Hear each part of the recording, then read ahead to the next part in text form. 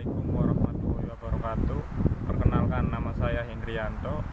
Saya di sini akan menerangkan tentang kewirausahaan yang bertema UKM dan pengusaha pemula. Usaha kecil menengah atau UKM, usaha mikro, usaha pemula bertebaran di Indonesia dengan perkiraan jumlahnya di sekitar 40 juta unit. Banyak itu ya? Atau 99% dari seluruh unit usaha Indonesia. Keberadaan mereka harus kita akui sebagai salah satu penopang ekonomi Indonesia yang belum beranjak maju, terutama bisnis seperti sistem telekomunikasi dan fasilitas-fasilitas yang layak untuk berkembang bisnis. Seperti sistem telekomunikasi,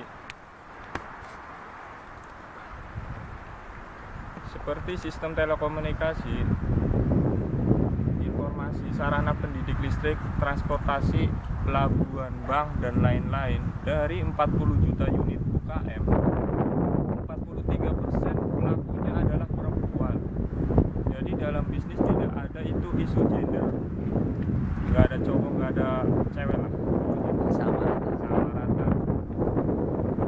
Siapa saja yang mau baik laki-laki maupun perempuan silakan berbisnis.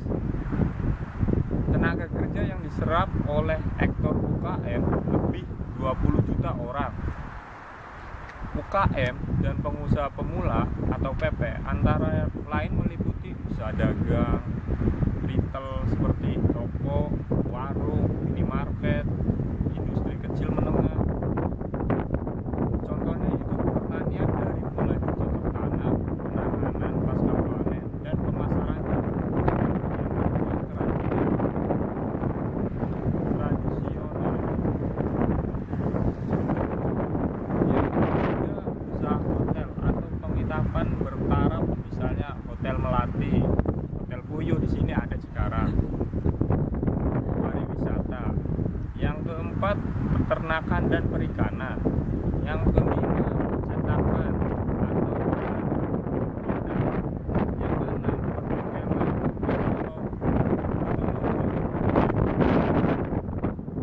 yang ketujuh, mebel atau alat rumah tangga. Yang keenam, macam-macam usaha jasa. Yang ketujuh, kontraktor. Yang kedelapan, pedagang kaki lima yang di pinggir jalan.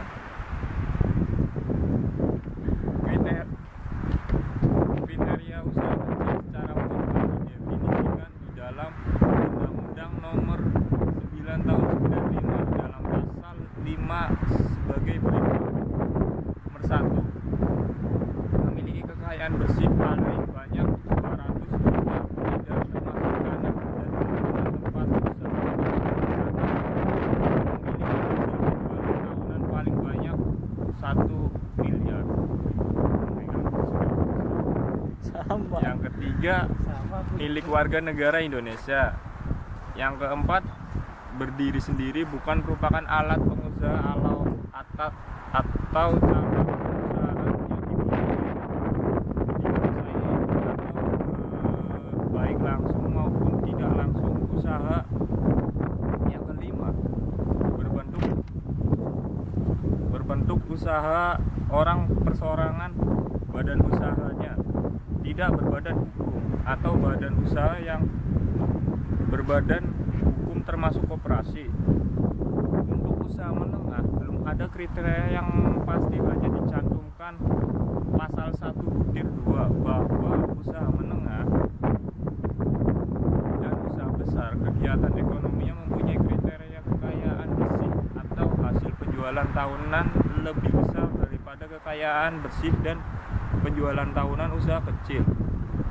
Sedangkan usaha mikro tidak tercantum dalam Undang-Undang Nomor 9 Tahun 95.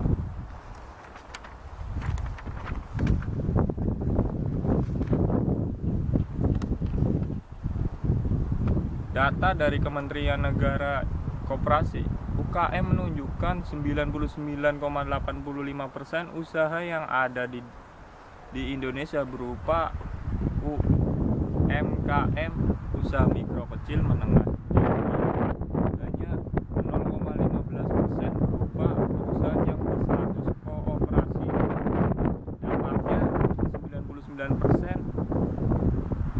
kesempatan kerja disediakan UMKM dan sebanyak 19 nilai ekspor Indonesia merupakan sumbangan UMKM. Pembangunan UMKM untuk mengurangi kemiskinan juga telah menjadi isu global. Pada tanggal 18 November 2004, Perserikatan Bangsa-Bangsa atau disebut PBB bahkan merencanakan Tahun Mikrokredit Internasional 2005. Pada tanggal 26 Februari 2005, pemerintah Indonesia juga merancang program pemberdayaan sektor yang selama ini terpinggirkan, yaitu usaha mikro, kecil, dan menengah. Secara bersamaan juga dicanangkan Tahun Keuangan Mikro Indonesia 2005 oleh Presiden SBY atau Susilo Bambang Yudhoyono. Dengan adanya perencanaan itu, tentu saja bukan berarti pemerintah sudah benar berpihak kepada usaha mikro atau usaha kecil menengah UMKM. Perancangan itu baru bisa dikatakan bukan hanya slogan jika angan-angan tadi tercapai. Sehubungan dengan dirancangkan Tahun Keuangan Mikro Indonesia TKMI 2005, hari ini oleh Presiden, ya, dia menyarankan agar pemerintah mengubah definisi UMKM dengan tidak lagi memakai basis penjualan atau omset, tetapi kekayaan pengusahanya. Ia menambahkan TKMI seharusnya tidak hanya menonjolkan bank, tetapi juga lembaga keuangan lainnya dan berbagai institusi yang masuk dalam komunitas mikro. Harus ditegaskan bahwa yang diinginkan atau dientaskan adalah masyarakat miskin, bukan kemiskinan. Jadi objeknya jelas, katanya CPPA tidak akan hapus tagih aset kredit UKM. Kompas. Meskipun demikian, UKM dapat menjadi suatu bibit untuk dapat dikembangkan menjadi usaha yang dapat berjalan sesuai dengan persyaratan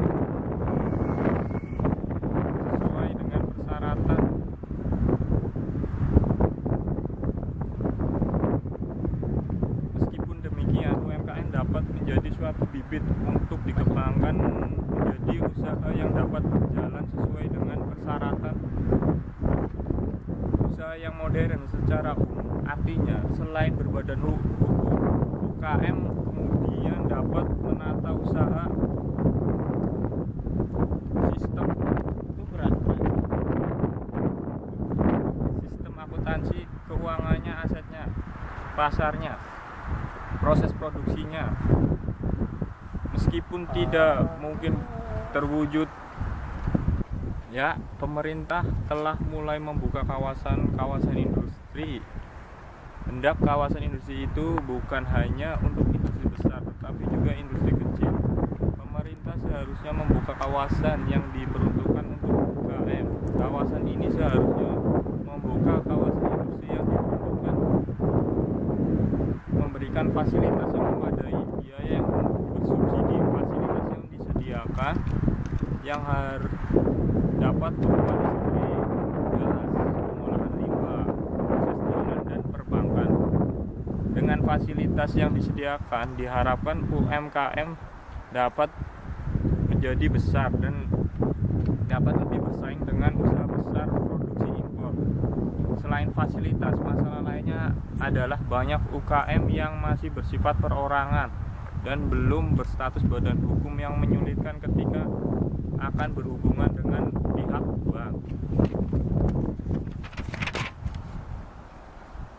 Pihak bank dalam mencairkan kreditnya menuntut sebuah perusahaan harus berbadan hukum dan memiliki angsuran yang memadai. Untuk itu, pemerintah hendaknya memberikan kemudahan bagi UKM yang mengurus perizinan dan memberikan bantuan permodalan. 1. UKM dan pengusaha pemula atau PP Selama ini UKM identik dengan usaha orang kecil dan bermodal kecil. Seharusnya UKM dilihat sebagai usaha kecil, tetapi berkualitas tidak kecil. Keberadaan UKM yang berdampak dengan besarnya tenaga kerja yang diserap merupakan hal yang positif bagi perekonomian Indonesia. Untuk itu harus dilakukan upaya bagaimana keberadaan UKM dan PP lebih berkembang. Artinya, bagaimana peranan pemerintah atau perguruan tinggi, pengusaha besar atau UKM itu sendiri mengembangkan diri menjadi pengusaha besar. Perguruan tinggi dapat memberikan pemikiran inovasi-inovasi, terutama inovasi teknologi untuk UKM. Sedangkan pengusaha besar memberikan bantuan pelantikan dan teknologi UKM, terutama UKM merupakan hulu atau pemasok bagi industri mereka. Bagi mereka yang berminat untuk membantu mengembangkan UKM, terlebih dahulu mereka yang berminat untuk membantu mengembangkan UKM. Sebab itu sebaiknya perlu diperhatikan hal-hal berikut ini. Yang A, jangan samakan UKM di daerah UKM kota besar dan daerah yang kecil. Mungkin saja wawasan dan tingkat pendidikan para pemilik UKM di daerah tidak sama dengan yang di kota besar. Yang B, membantu para pemilik UKM untuk dapat mengatasi relasi yang eksploitatif yang terdapat dalam mata rantai hulu hilir usaha kecil. Yang C, beberapa cara berhubungan dengan UKM atau PP dalam rangka membantu mengembangkan mereka, baik secara perorangan, belajar di kelas, atau diskusi. Yang D, usaha cara berinteraksi jangan sampai merepotkan atau membuat mereka merasa direpotkan sehingga mereka pusing, bingung karena usaha mereka terganggu. Yang E, pendekatan dilakukan melalui pendekatan manusia ke manusia atau interface, bukan dengan pendekatan formal atau kelembagaan. Yang F, selidiki terlebih dahulu dengan cara bertanya, mencari tahu problem UKM dari situasi setempat, misalnya dari aparat Pemda, camat, lurah, RT, RW, hansip boleh. Yang G, berusaha berbaur dengan kehidupan masyarakat setempat agar lebih memahami sisi dalam kehidupan di sekitar. Yang H, lakukan pembinaan tapi jangan dengan cara mengurangi, apalagi kalau membina bukan pelaku ekonomi, artinya belum pernah berdagang. Yang I, anjurkan mereka melakukan pencatatan keuangan. Ada sekretarisnya berarti. Cakep enggak? Istri.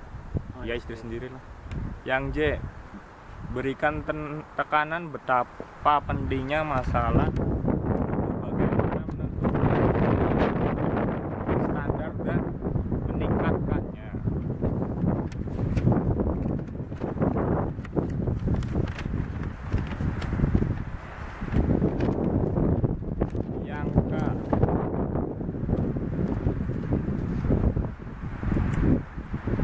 Yang K, berikan penjelasan mengenai desain produk, terutama sesuai dengan selera konsumen yang dipilih.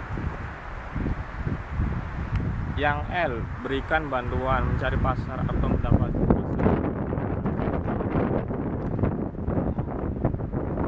Yang M, bantulah dalam mengakses hubungan dengan sumber pemodalan. Yang N, kalau ada beberapa perusahaan sejenis, bentuklah paguyuban atau koperasi agar dapat bergabung memberikan bahan baku. Yang O atau yang terakhir, terangkan apa itu entrepreneurship dan bagaimana menerapkan sesuai situasi dan kondisi setempat pada pelaku UKM dengan bahasa yang dapat mereka pahami. Berikan contoh nyata atau yang sudah dimengerti. Contoh pengusaha besar yang memberikan bantuan kepada UKM adalah perusahaan mie instan atau Indofood nongkrong yang menjadi para pengusaha kecil atau mitra yang memosisikan para penjual jamu gendong sebagai mitra usaha, atau para pengusaha besar pun bisnisnya lancar, maupun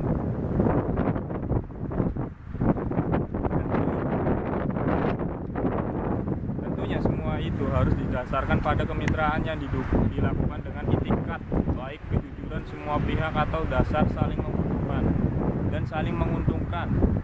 Selain itu, pembinaan perlu dilakukan dalam semua hal secara berkelanjutan agar produk yang dihasilkan mempunyai mutu yang baik dan harganya bersaing.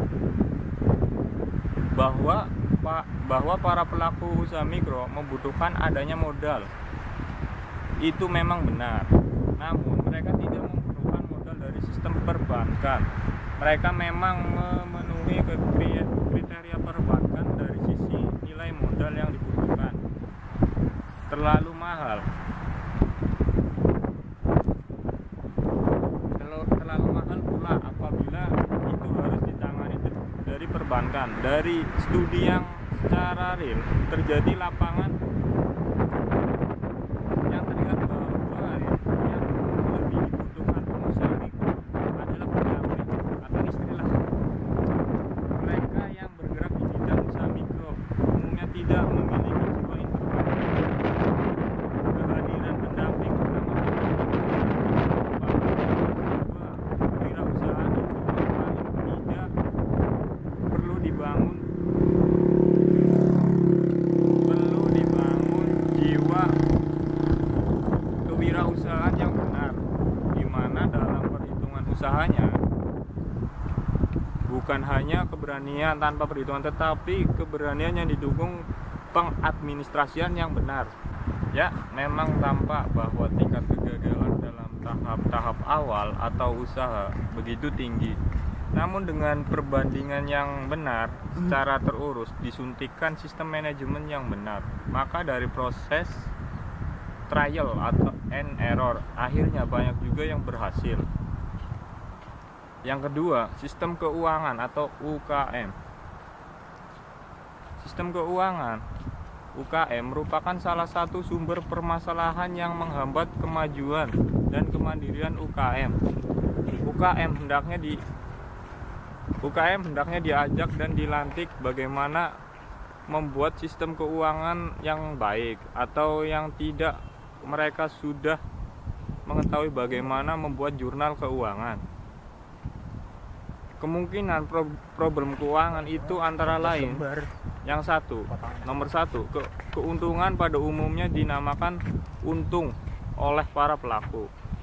Yang kedua, keuntungan pada umumnya bagi para UKM dan pengertian yang sangat sederhana, yaitu selisih yang mereka peroleh dari harga jual dengan ongkos produksi. Harga pokok mereka kadang-kadang merupakan biaya lain yang semestinya dibebankan di dalam harga pokok, seperti biaya penyimpanan, bunga, tenaga kerja yang umumnya mereka sendiri yang melakukan sehingga lupa diperhitungkan. Yang ketiga, belum menghitung biaya depresiasi investasi ke dalam biaya produksi. Yang keempat, belum menghitung bunga sebagai komponen biaya dalam biaya produksi. Yang kelima, belum menghitung biaya inventory atau persediaan barang. Yang keenam, belum merupakan pencatatan kas dengan baik. Yang ketujuh, belum menghitung biaya diskon maupun kredit penjualan. Yang ke-8, belum menghitung beban pajak, restribusi, dan pungut lainnya di dalam biaya produksi. Yang ke-10, mampu memisahkan antara uang perusahaan dan uang pribadi, jangan dicampur-campur. Yang ke-11, uang baksos, belum terlalu peduli dengan mutu atau kualitas maupun tanggal penyerahan. Yang ke-12 atau terakhir, belum memanfaatkan jasa asuransi. Akibat dari masalah keuangan tersebut, yang satu, sulit atau belum mampu membuat perencanaan usaha, antara lain analisis biaya produksi, biaya total, analisis titik impas produksi, break even point, perkiraan pendapatan, perkiraan rugi dan laba, perkiraan arus kas. Padahal perencanaan usaha ini penting untuk memprediksi penjualan dan harga yang ditetapkan.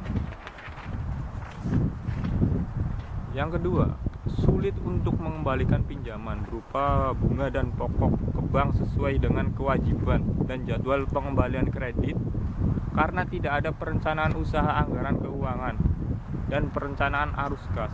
Yang ketiga, sulit memperbesar usaha dengan cara mencari mitra usaha. Yang keempat, sulit melakukan transaksi formal karena belum berbadan hukum. Yang ketiga, sumber daya manusia UKM. Selain adanya masalah keuangan, tidak kalah pentingnya yaitu kemungkinan masalah dari manusianya sebagai pelaku bisnis. Kemungkinan masalah sumber daya manusianya tersebut antara lain kurang disiplin dan menaati peraturan. Yang kedua, kurang pengetahuan tentang teknologi informasi, bagaimana memanfaatkannya, kayak saya. Belum mengerti pentingnya kualitas sehingga sering membuat produk yang tidak memahami standar yang ada. Yang keempat, latar belakang pendidikannya kurang mendukung pasar. Yang kelima, cepat merasa puas, kurang mau belajar dan memperbaiki diri. Yang keenam, banyak pimpinan yang tidak mempunyai leadership. Yang ketujuh, boros dan konsumtif. Yang kedelapan, kurang kreatif dan inovatif. Yang kesembilan, kurang mampu membuat perencanaan usaha secara utuh dan jelas.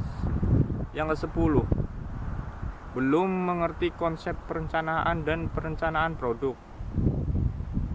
Yang ke-11 atau yang terakhir, belum mampu membangun jaringan. Kinerja UKM tidak sebaik usaha besar dalam menjadi aspek, diantaranya daya saing yang menghadapi kendala internal maupun eksternal. Beberapa kendala internal kinerja UKM dari sistem teknologi antara lain rendahnya kualitas sumber daya manusia, rendahnya penguasaan teknologi, rendahnya kemampuan akses sumber daya ekonomi, serta managerial skill, termasuk kurangnya sistem kewirausahaan.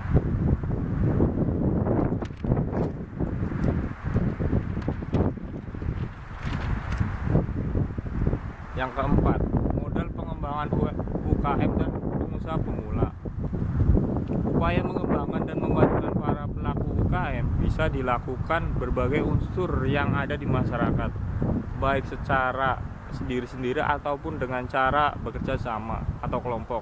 Adapun unsur-unsur yang dapat berkiprah dalam memajukan para pelaku UKM tersebut antara lain pemerintah baik pusat maupun daerah yang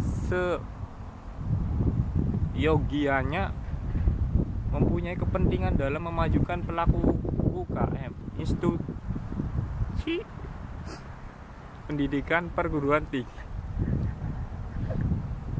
lembaga bank yang mempunyai tujuan untuk menyalurkan kreditnya sekaligus sebagai lembaga intermediasi dalam bidang keuangan dan berbagai swadaya masyarakat. Lembaga swadaya masyarakat LSM mengususkan bergerak dalam pembinaan UKM dan bisa juga yang sifatnya pribadi. Yang A, pemerintah mempunyai peranan yang sangat besar dalam memajukan UKM untuk kemakmuran bangsa dan negara. Persaingan antar negara pada saat ini bukan hanya di segi pertahanan tetapi juga ekonomi. Suatu negara yang para pelaku ekonominya kuat, maka negara tersebut mempunyai posisi yang kuat di dunia internasional. Karena alasan alasan inilah maka pemerintah harus mendorong dan memberikan fasilitas baik UKM agar dapat berkembang menjadi pengusaha besar. Untuk itu sebaiknya fungsi pemerintah terhadap pengembangan ekonomi adalah sebagai berikut. Nomor 1, sebagai regulator dengan cara membuat UU, PP atau Perda, keputusan presiden dan sebagainya supaya iklim usaha di Indonesia aman, nyaman, penuh kepastian, gak perlu demo. Yang kedua, sebagai fasilitator dengan cara membangun infrastruktur sebagai wahana usaha yang diperlakukan agar memungkinkan adanya pengembangan ekonomi dalam suatu wilayah atau daerah. Yang ketiga, pemerintah melalui Menteri Keuangan dan Bank Indonesia dapat memuat kebijakan bunga daerah. Yang keempat, sebagai motivator, Mario Teduh itu dengan melakukan penerangan dan penyuluhan betapa pentingnya jadi pengusaha dan hidup Mario Teduh. Pemerintah sangat memerlukan keberadaan pengusaha. Selain itu, pemerintah juga menyelenggarakan pendidikan entrepreneurship baik secara kinerja atau membentuk balai latihan entrepreneur BLE. Yang kelima, sebagai stimulator pada suatu situasi dan kondisi tertentu, pemerintah dapat menjadi simulator untuk menggerakkan ekonomi, misalnya dengan melakukan pembangunan yang berdampak pada lapangan pekerjaan dan ekonomi. Yang B, institusi keuangan atau modal ventura, bank konvensional, bank syariah, BPR. Industri keuangan dengan modal dana yang mereka miliki dapat melakukan kebijakan untuk UKM antara lain. Yang pertama, memberikan bimbingan kepada UKM dalam masalah keuangan supaya bisnis UKM berkembang. Yang kedua, meningkatkan penyaluran dan mempermudah dan mempercepat proses penyaluran kredit kepada UKM dan pengusaha pemula. Yang ketiga, menurunkan tingkat suku bunga kredit serta memberikan penyuluhan bagaimana cara mengajukan kredit beserta persyaratannya. Yang keempat, mau memberikan penyuluhan dan informasi yang menyangkut masalah pasar, bahan baku, teknologi dan lain-lain. Yang kelima, memberikan solusi kepada UKM yang layak mendapatkan kucuran kredit tetapi tidak memiliki angsuran yang memadai sesuai dengan besarnya kredit yang bisa diterima. Yang keenam, memberikan pelatihan dan bimbingan manajemen perusahaan. Yang ketujuh, membantu membangun jaringan dan mitra bisnisnya. Selain itu, harapan untuk bisa memajukan salah satu pilar ekonomi yang tetap eksis di tengah krisis ekonomi di Indonesia masih dihadapkan dengan masalah perizinan dan jaminan. Yang C, institusi pendidikan untuk melahirkan para entrepreneur di dalam masa depan. Tentunya institusi pendidikan seperti perguruan tinggi, sekolah, kejuruan, kursus dan lain-lain diharapkan berpartisipasi dengan memberikan wawasan tentang entrepreneurship, wawasan konseling bagi mahasiswa atau siswanya yang berminat dalam masalah entrepreneurship. Institusi pendidikan seharusnya membekali anak didiknya dengan kompetisi kewirausahaan selain kompetisi utama jurusannya dengan bekal ilmu kewirausahaan yang cukup diharapkan pada lulusan perguruan tinggi, bukan hanya mencari kerja tetapi berani membuka usaha dan membuka lapangan kerja. Selain itu, institusi pendidikan dapat pula mengembangkan lembaga sebagai inkubator bisnis seperti yang sudah dilakukan Institut Teknologi Bandung yang bisa menjadi tempat untuk melakukan konsultasi pendidikan, pelatihan untuk para pengusaha pemula, para pemilik UKM dan sebagainya. Demikian pula Institut Teknologi 10 November Surabaya yang Surabaya Business Inkubator Center. Inkubator seperti ini diharapkan dapat berperan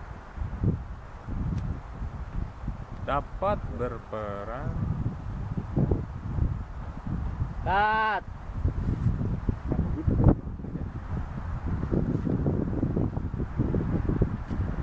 Menurut Grant, Satu lagi ya. Yang mana? yang banyak-banyak Udah dihidupin nggak belum, Mak?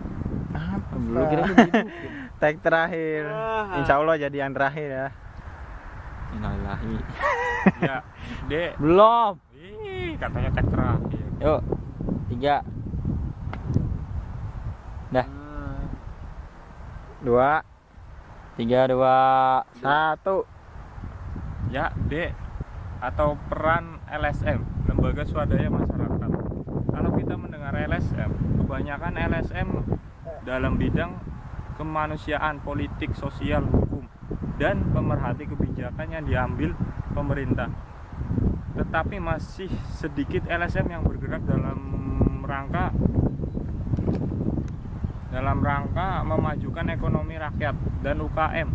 Sebaiknya dalam hal ini ada LSM yang berperan sebagai lembaga bantuan pengembang usaha. Aktivitas LSM seperti ini sebagai berikut. Yang pertama, memberikan penerangan dan penyuluhan pentingnya anggota masyarakat untuk mau menjadi entrepreneur. Yang kedua, membuat dan mengelola perpustakaan dan warung informasi teknologi Warintek. Juga mengadakan akses internet dengan sistem komputer sebagai sumber informasi dalam pengembangan usaha. Yang ketiga, memberikan pelatihan dalam hal cara-cara pengembangan usaha. Yang keempat, memberikan pelantikan dan membantu dalam bidang pemasaran produk-produk baik ekspor maupun domestik. Yang kelima, memberikan informasi peluang-peluang usaha supaya tumbuh UKM baru dan pengusaha baru.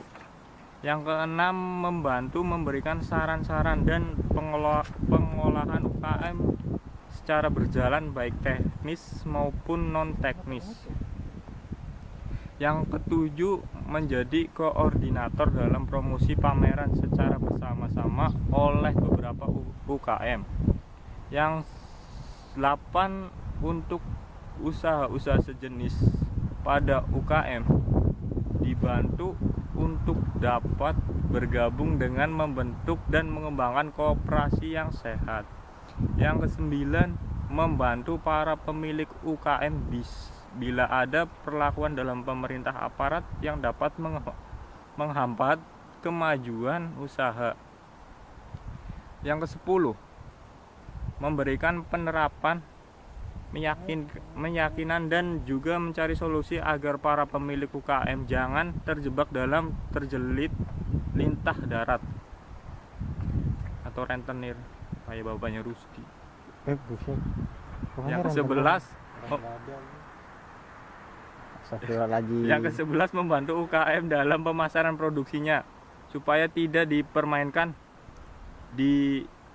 didikte oleh para tengkulak atau pembeli lainnya dalam soal harga jual dan cara pembayarannya. Yang ke-12 atau terakhir, meyakinkan dan memberikan solusi kepada pelaku UKM untuk mau berhemat sehingga keuntungan yang didapat bisa dijadikan tambahan modal atau aset yang diperlukan untuk mengembangkan usahanya daripada mempunyai pola hidup yang konsumtif atau boros, karena aset tersebut dapat dijadikan angsuran untuk kebutuhan kredit yang lebih besar kepada bank. Ya, terima kasih dan demikian penjelasan saya tentang materi UKM dan pengusaha pemula yang merupakan bagian dari materi kewirausahaan. Untuk lebih jelasnya dapat tanya kepada teman saya yang bisa. Kita cari referensi lain dari buku.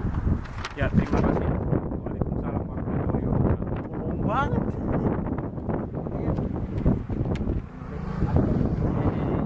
Ya, mati dulu. Ya, lu Rip. Sekarang Makanya mau tahun sholat depan. dulu. enggak. Tanggung. Oke, gangin nak. Cut. Wah, sok